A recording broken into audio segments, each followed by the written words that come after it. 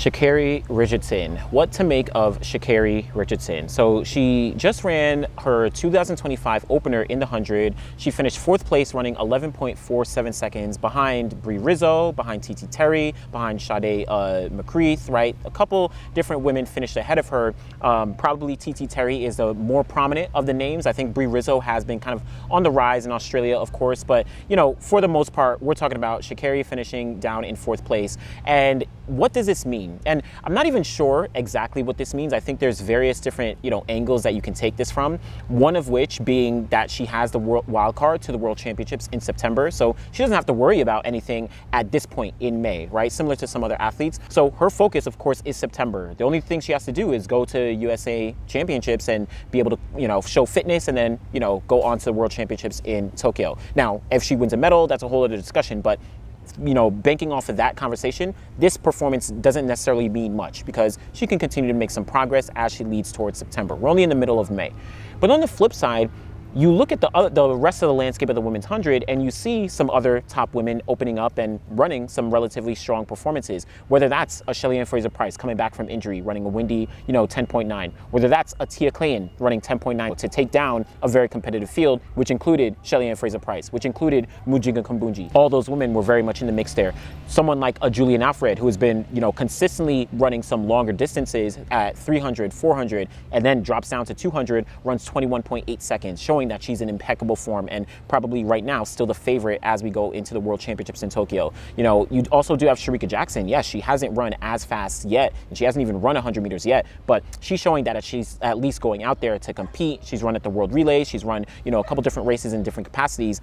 She's showing herself there. Melissa Jefferson absolutely dominating in Grand Slam track, literally taking down some of the best women in the world. Behind her, you have someone like a Tamari Davis, you have Favor Ofili, you have, all these women who have been really consistent over at the top of 2025 and showing that they're in some excellent form as they head into whether that's USA Championships, whether that's World Championships at the end of the year.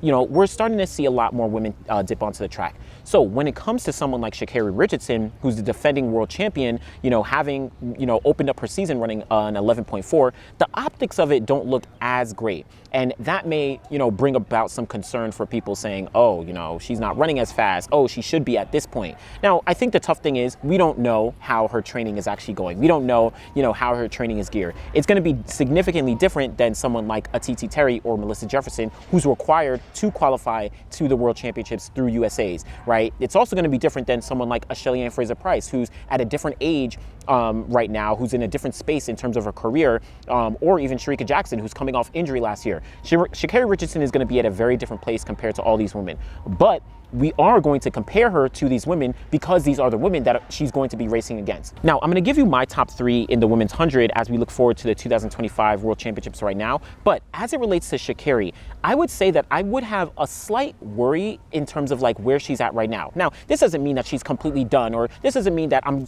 significantly concerned and she's never going to be able to, not that. But just based on what we've seen from Sha'Carri in this one race and relative to her competitors, I think that I would be a little bit, I'm raising a little question marks on like, okay, is she going to be fully ready? Is she going to be able to, get ready in the 4 months that we have prior to the World Championships when all the other women are starting to really gear up? Remember, every single person who's competing right now knows that the World Championships is in September. So they've adjusted things to prepare for that. Now, it's of course different for certain athletes like a Tia Clayton. She has to prepare for Jamaican trials at the end of June and the World Championships at the end of September. But someone like Julian Alfred, she is solely focused on the World Championships in September, very similar to a Sha'Carri Richardson right now. So those dynamics are going to play into how I'm, looking at Sha'Carri Richardson. Yes, not necessarily like drastically worried in any capacity, but I'm definitely going to have some questions on if she's going to be ready to compete against the best. And when I see someone like a Shelly-Ann Fraser-Pryce who's able to come back out, run a windy, sub 11, yes, she, only ran 11.0 at the Doha Diamond League, finishing 4th place. But regardless, I think that I would, of course, put Sha'Carri Richardson maybe slightly behind some of these other women as I'm kind of looking forward. Now, if I was to pick a podium based on what we've seen right now in 2025, Julian Alfred is the clear favorite, coming off the Olympic gold medal, coming off, what she did in the 200, that 21.8, coming off the longer distance work that she's been doing in the 300 and the 400. She is the clear favorite for the gold medal as we look towards Tokyo. And like I noted, relative to all the other women from Jamaica, from the United States, Julian Alfred, outside of Sha'Carri, she does not have to worry about any type of trials. No national championships, none of that. She doesn't even have to show fitness in any capacity. So that might be a slight difference, to a Sha'Carri Richardson as well. Julian Alfred, clear favorite for the 100. Then behind her, it's hard to pick against someone like a Melissa Jefferson, where she is extremely consistent against some of the best women in the world. She's taking down a Fraser-Pryce, a Tamari Davis, a Gabby Thomas, right? All these other women who are extremely competitive when talking about the 100 and even the 200, Melissa Jefferson has been able to show her prowess against them. She's coming off a bronze medal at the Olympic Games last year. Only her second time competing individually at a global championships. Remember, she did get, I think, 8th place in 2022 at Worlds in Eugene. So she's been developing some experience, and clearly at the top of 2025, she has been showing exactly that. And yes, Melissa, she has to qualify at the USA Championships, but there's no way I'm betting on 3 people to take down Melissa when we get to USA's at the top of August. So Melissa, for me, clear number 2. Now, when we get to number 3, it does get a little tricky. I think you could slot in a couple different women, whether that's a Tamari Davis if she's able to make the team, whether that's, Shelly-Ann Fraser-Pryce, if she's able to make Jamaican team, Clayton if she's able to make the team, even someone like a Dinasher Smith or a Fraser-Pryce who have also shown some consistency over the past couple years.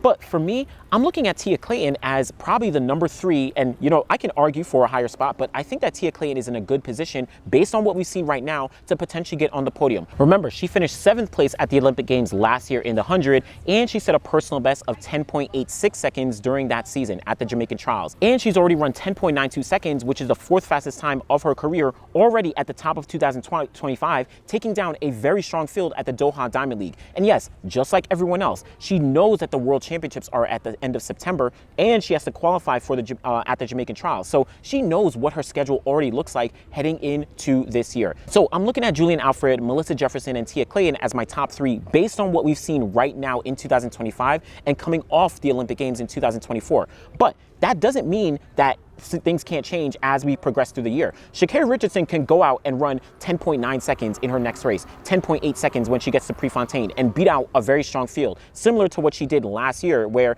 she did decent in the 200s at the Chinese Diamond Leagues early in the season, but then she got to Prefontaine and took down Julian Alfred, took down TT Terry, took down Melissa Jefferson, took down Dinasher Smith, took down a very competitive field at the Prefontaine Classic, running 10.83 seconds there. That could happen. Now, am I saying that's going to happen? No, I don't know that. We don't know exactly what's going on in training, but I wouldn't be surprised to see that progression from Sha'Carri, and then things start to shake up. Or Shelly-Ann Fraser-Pryce, who I think is looking excellent this year. Even despite, what we saw in Doha, I think that Shelly is looking very, very good this year, and she could very likely qualify on the Jamaican team in that 100 and get to the World Championships and get on the podium once again. I would not put that past her, considering what she's doing at her current age, at this current level of her career. I think she's in some very good form. Someone like Shericka Jackson could really start to turn things on, run the 100 meters, and be able to get on the podium. All of these things can happen. Now, I'm not saying, again, that these things are going to happen, right? I'm giving you my top 3 as I've seen it, in the world right now, but it very likely could shift as the season continues to progress.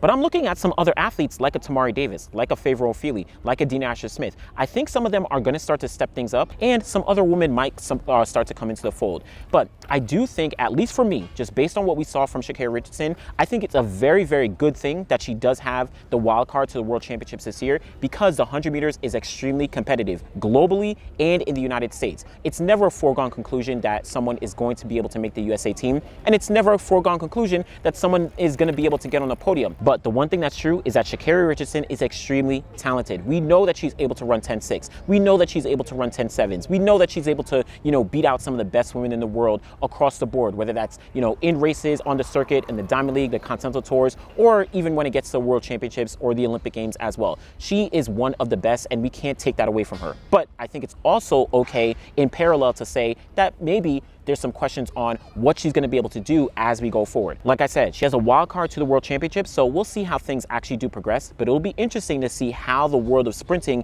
in the women's 100 actually does progress around her, and if she's going to be able to really step things up, get back to that, form that she showed in 2024 and 2023 to be competitive and show that she's going to be on the podium once again. So let me know what you think about Sha'Carri Richardson, her performance in Tokyo, and kind of long term as we're looking into, June, July, August, and then eventually September. What does this performance potentially mean, for her future in 2025? Be sure to like the video, subscribe to the channel. Always appreciate y'all. Thanks for watching.